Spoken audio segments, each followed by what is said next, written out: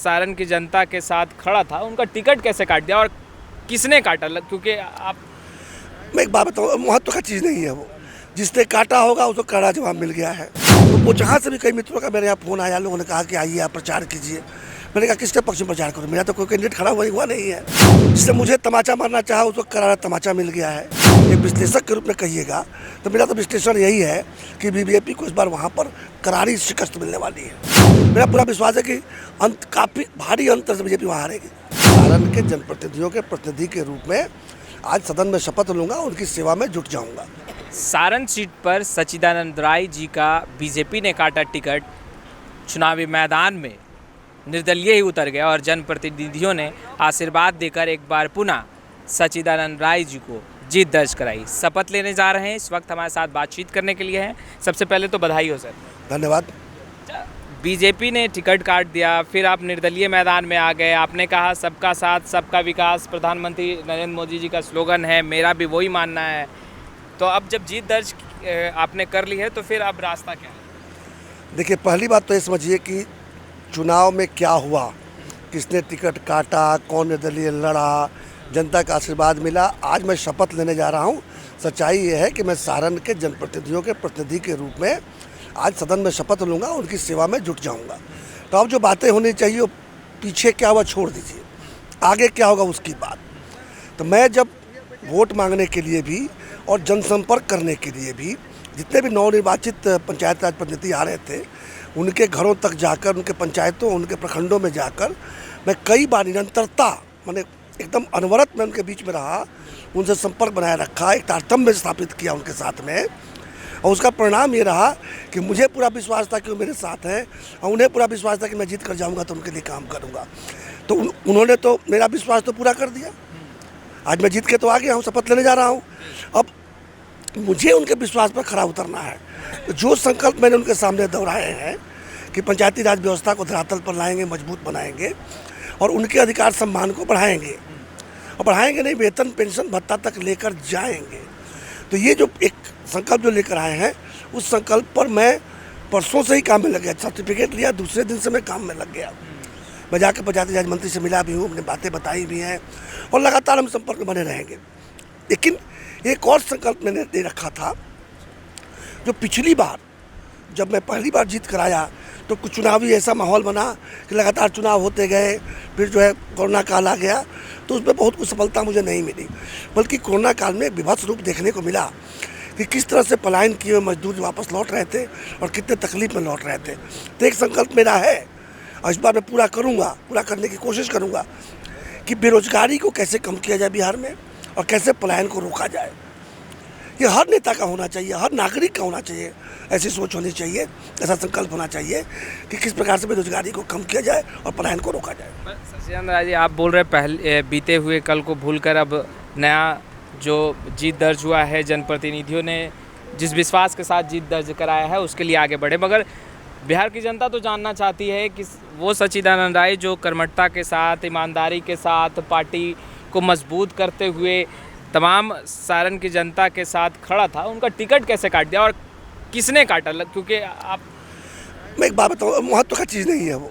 जिसने काटा होगा उसको कड़ा जवाब मिल गया है।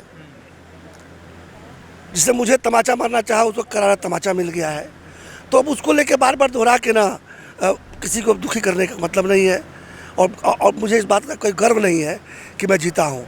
मुझे इस बात की जिम्मेवारी का बोझ है कि मैं कैसे जिम्मेवारी को पूरा करूँ। इसलिए मैं बार बार कह रहा हूँ, किसने टिकट काटा है मेरे महत्व का चीज़ नहीं है, और चुनाव लड़ा ये भी महत्व का चीज़ नहीं है, तो मैं जीत गया ये भी महत्व का चीज़ नहीं है।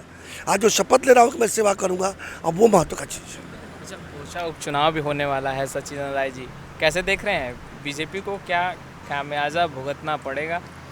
देखिए, वैसे तो मैं निष्पक्ष हूँ, किसी पक्ष की बात नहीं करनी चाहिए, इंडिपेंडेंट मतलब निष्पक्ष होता है।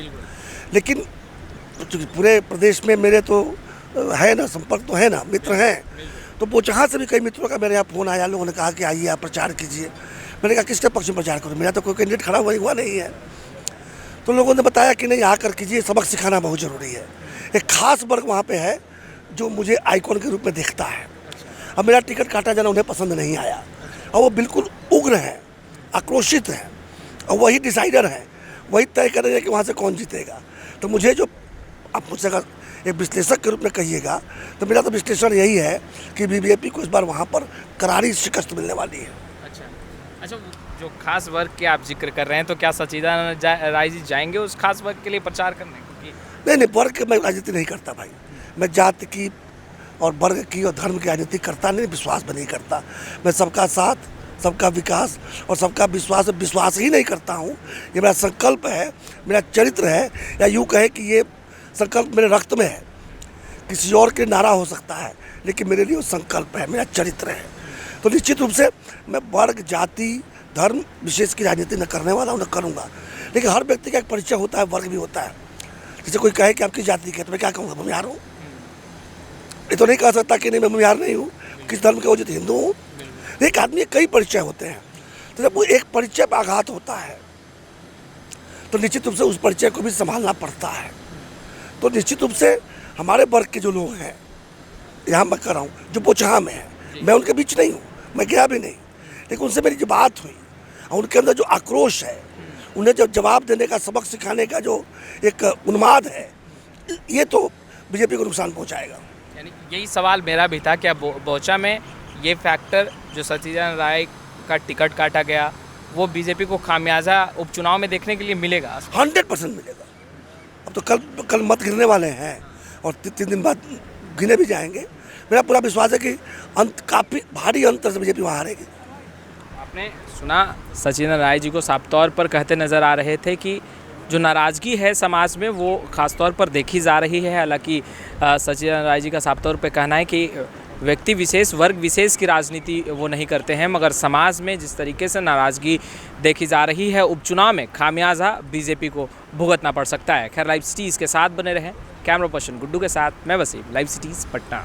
सारण की जनता के साथ खड़ा था, उनका टिकट कैसे काट दिया और किसने काटा? क्योंकि आप, मैं एक बात बताऊँ, महत्व का चीज़ नहीं है वो, जिसने काटा होगा उसको कड़ा जवाब मिल गया है। तो वो जहाँ से भी कई मित्रों का मेरे यहाँ फ़ोन आया, लोगों ने कहा कि आइए आप प्रचार कीजिए।